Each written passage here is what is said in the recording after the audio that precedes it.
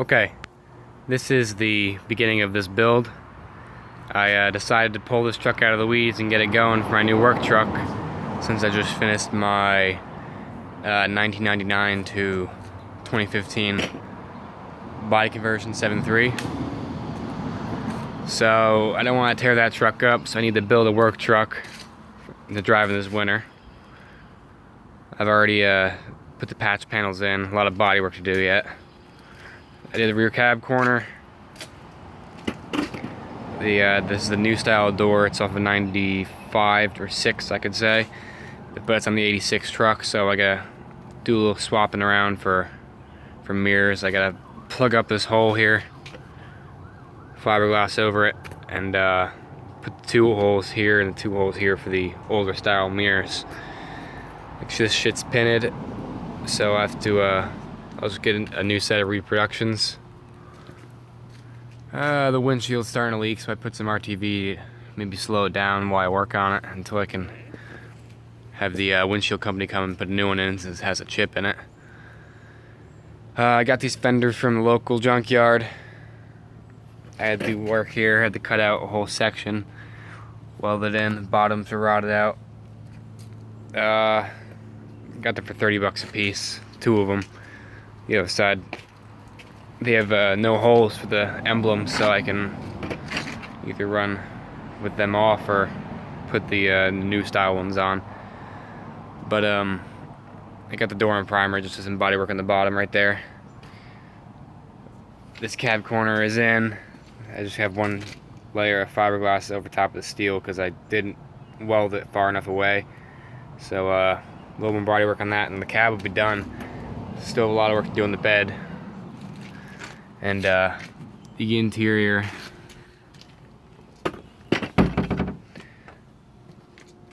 The interior is was all full blue, but I converted it to the Eddie Bauer tan on the top side. I mean, it's different, but I think it'll look good all done up. I have a 2008 Lariat, full power, heat, air conditioned seats. Still need to get the matching tan vinyl seat for the rear. The truck has 205,000. It's 4-wheel drive, extended cab, 4x4. You know. I already cleaned up the engine, put new lines or returns in.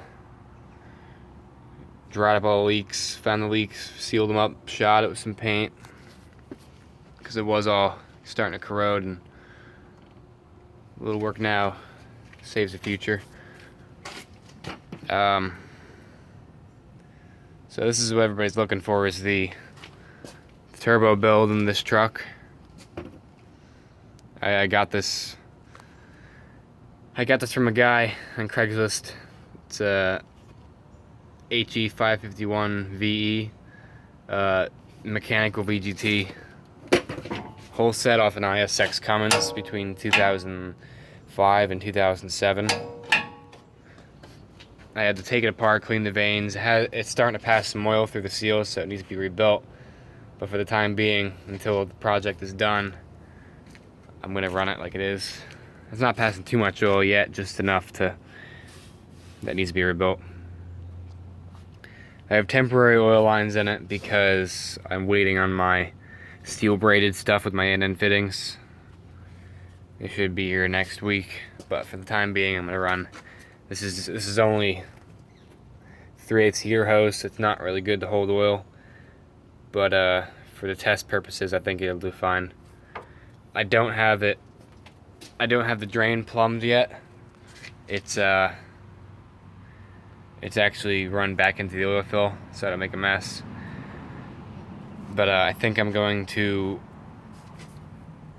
right here, weld the bung onto the rocker cover and put just a JIC A&N fitting there and run my drain right to it, because the truck has 80 pounds door pressure and it's 80 degrees out. The engine's in great shape, so it'll be able to pump the oil back up into the valve cover, no problem. I already found that out the hard way when I left this drain unplugged when I started the truck, and it coated the entire engine bay in oil. Still see the shit running off. I already super cleaned it and power washed it and everything, but you just can't win sometimes. For my up pipe, I use the naturally aspirated Y pipe coming off each manifold, and then I chopped it here. I had to change the joint around a little bit. This is actually the section off of my 5.8 I had, because it has the right bend right there to meet both of the Y pipes. That comes up and around to a 90. It shoots straight back up. Just misses this other Y pipe and the firewall on the truck. Doesn't touch, doesn't vibrate. Comes up and over the frame rail. As you can see, there's the exhaust manifold, and there's my up pipe. I have a V-band clamp here, so I can separate the this upper section if I need to work on the engine at all. Sorry. It has to come up. There's the V-band that we just saw. To this manifold I have to build to open it up from a 2-inch up pipe to the 3.5 inch that the turbo needs, because it's a T6 flange. I still need to get gaskets for it. It's just temporary. I have it mounted on the shock tower, which isn't the best thing, but for the time I'm going to be driving it, I think it's going to be fine until I can eventually power stroke swap this truck. But it shouldn't, the heat shouldn't transfer to the shock mount too much. It shouldn't really burn the bushings on it. If it does, oh well, I gotta listen to the clanking around, but okay, so here is a fitting I made for my, this is for the coolant. It's not run yet, it's just temporary. I have to plumb it into the heater hoses with T-fittings. This is my oil feed, which is actually the drain on the turbo, but it's feeding through the drain into the, I had to make a flange. I got a gasket for it. I welded a bung and put a fitting for the 3/8 line. And that runs across the back of the motor for now. Once I get my new line, I'm gonna run it the right way with clamps. And it comes to, let's see, there's a fitting on the corner of the block above the oil cooler, or behind the oil cooler rather. But it's plumbed into that fitting, which is a, what, 3/8 fine thread or 1/8 inch fine thread, I can't remember. But I'm gonna put an NPT pipe thread 6 AN fitting in there and run 6 AN hose all for it. Like I said, it's just temporary. That's why it's wrapped around this shaft like that. It's just buying me some time. The C6 trans. And okay, so there's that part of it.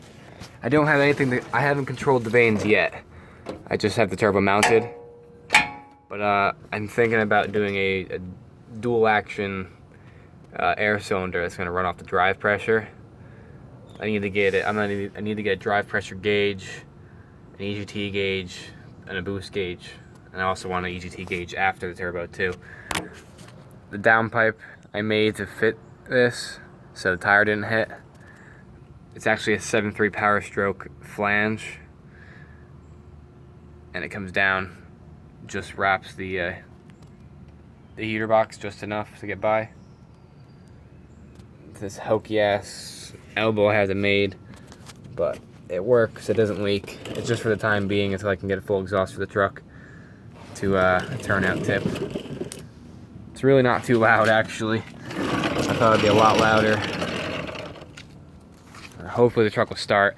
The batteries are a little cooked. I haven't had the alternator wire on it for the past 6 months of me starting every other day or so.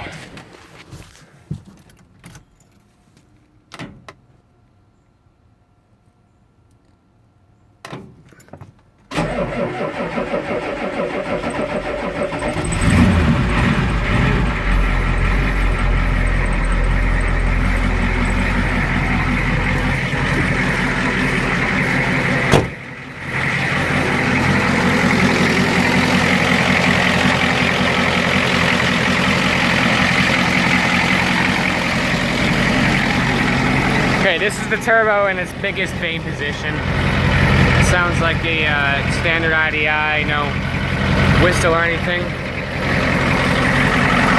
If you reach up, set it in the closed vane,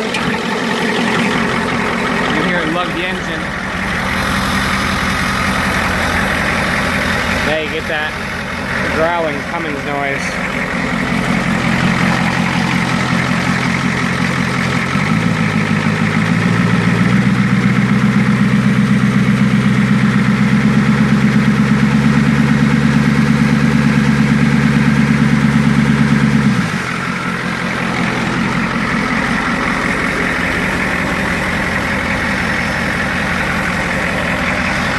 Give a little sound sample here.